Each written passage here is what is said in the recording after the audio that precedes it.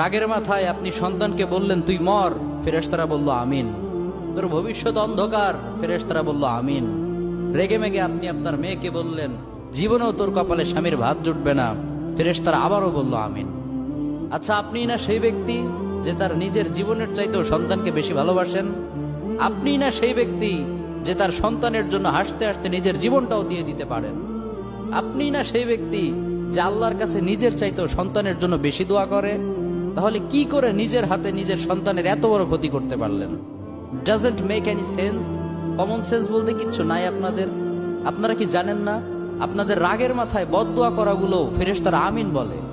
দাওয়াতুল ওয়ালিদ আলা ওয়ালাদি, বাবা মা তার সন্তানের জন্য যেই দোয়া করে সেটা ভালো হোক কিংবা বদদোয়া হোক, আল্লাহ সেটাই কবুল করে নেয়। এজন্য খবরদার, নেভার কার্স ইউর চিলড্রেন। রাগের মাথায় কখনো সন্তানকে অভিশাপ করবেন না। খুব বেশি রাগ উঠে গেলে তার জন্য উল্টা ভালো দোয়া করেন। কাবা শরীফের একজন ইমাম আছে, ইমাম আল কালবানি। তার মায়ের যখন প্রচন্ড পরিমাণে রাগ উঠে যেত, সে তার ছোট্ট